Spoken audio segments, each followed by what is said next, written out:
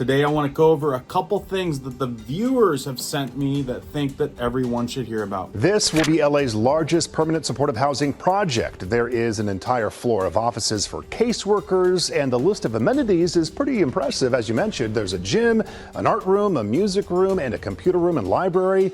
People living here will enjoy 6 common balconies and a cafe.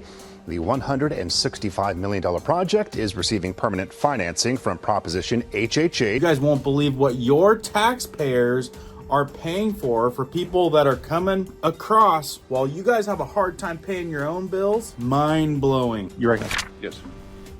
University of California, Riverside has already perfected the ability to put human vaccines into our lettuce right now.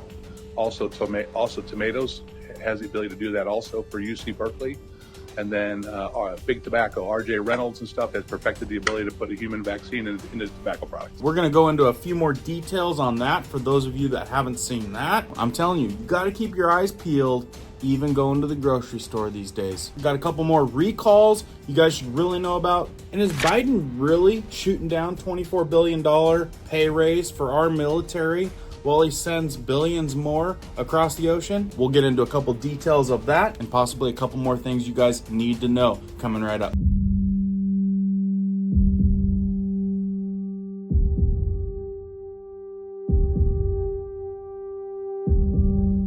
My name is Cohen here at Riverside Homestead, and if you're brand new here, welcome. If you guys are into prepping tips, emergency preparedness, and most of all, news and awareness, stuff that you want to know about, be sure to hit that notification bell so you guys can stay up to date.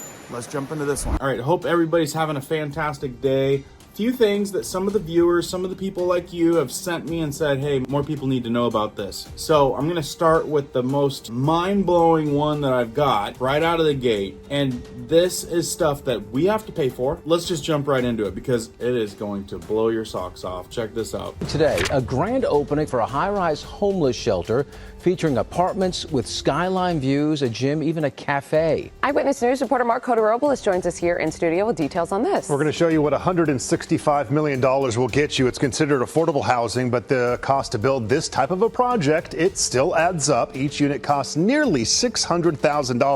Affordable housing at $600,000 per unit that taxpayers have to pay, huh? It's insane what they're going to get. It's going to be a lot more than most of us out there that are actually working hard for what we got. It costs nearly $600,000, and it's being funded by taxpayers. Take a look at the images here. There are 278 units in this 19-story development known as the Weingart Tower. It's intended to help people currently without shelter on Skid Row. This will be LA's largest permanent supportive housing project. There is an entire floor of offices for caseworkers, and the list of amenities is pretty impressive. As you mentioned, there's a gym, an art room, a music room, and a computer room and library. People living here will enjoy 6 common balconies and a cafe. The $165 million project is receiving permanent financing from Proposition HHH, which voters overwhelmingly passed in 2016. The new tower is also receiving state housing funds and $56 million in state tax credits.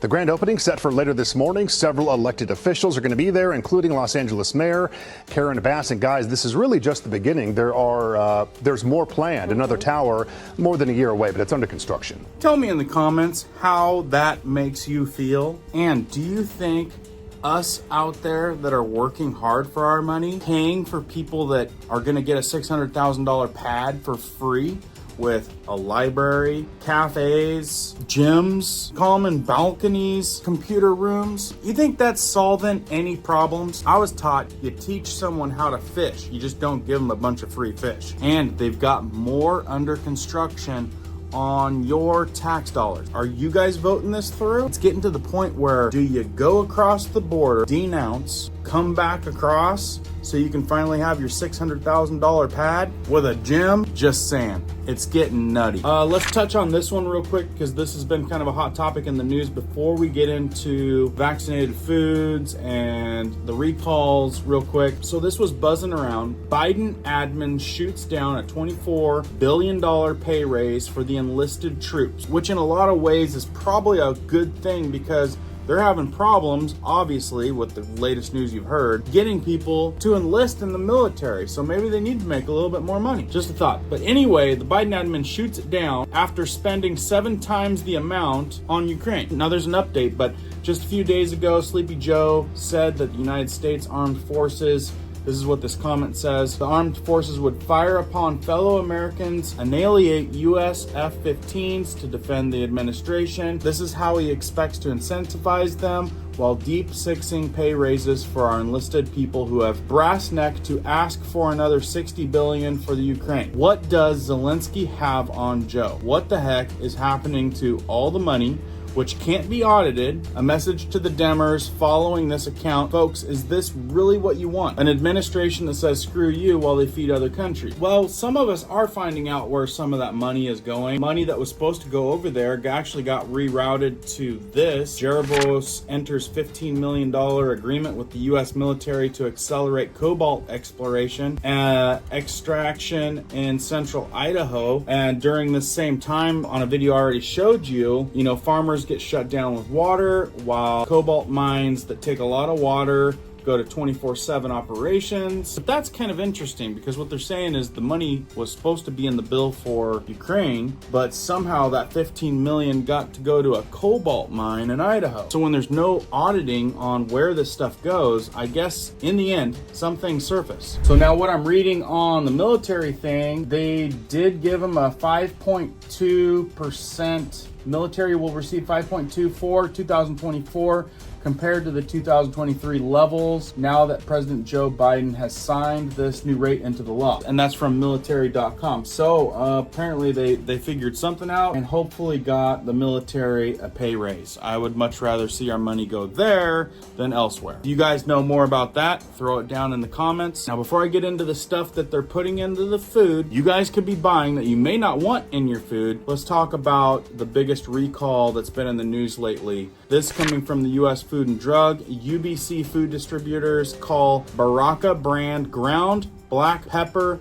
spice because of possible health risks. Now this is kind of a big deal. I mean, who doesn't use black pepper, right? Company announcement. UBC Foods distribution of Dearborn, Michigan is recalling the ground black pepper under Baraka brand. Baraka, right? Name in 77-ounce plastic containers, 10 with UPC codes, and there's the UPC code right there, because it has the potential to have contamination with salmonella, an organism which can cause serious and sometimes fatal injections in young children, frail or elderly people, and others with weakened immune system. In black pepper.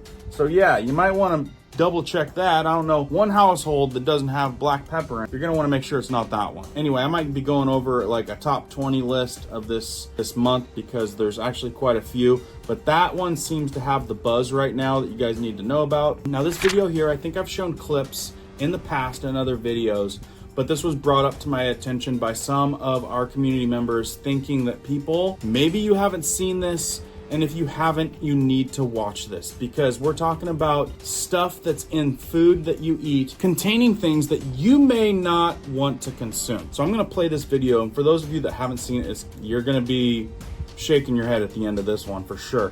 And also, I'm gonna add that if this is stuff that interests you, that I'm gonna leave a couple videos at the end that has more stuff that you guys need to be aware about that's in your foods, that are in your cupboards. It has never been more important for people to pay attention, and this is a good reason why. Check this out. Can you give me an example of a food that's a vaccine?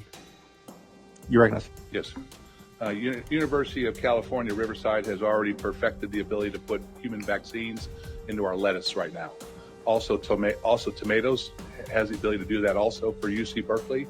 And then Big Tobacco, RJ Reynolds and stuff has perfected the ability to put a human vaccine into tobacco products. Chairman Clements? And is that even legal to do in the state of Tennessee, to sell those with a vaccine in them? You recognize? Well, I'm not arguing that point. What I'm saying is there is no law deeming those that when you go into a grocery store, you should know as a consumer, this head of lettuce is a head of lettuce. The head of lettuce right next to it could contain a vaccine in it. All we're saying is if it does have the vaccine in it, make sure it's listed as a pharmaceutical so people can get the proper dosage. You recognize? Thank you. Well, my question is right now, can you walk into a grocery store and there be a head of lettuce for sale that has a vaccine in it? I don't think that's allowed under state law presently. And if it is, and you have to list it as a pharmaceutical, are we going to then have Walgreens pharmacists with a refrigerated section? I mean, how's this going to play out?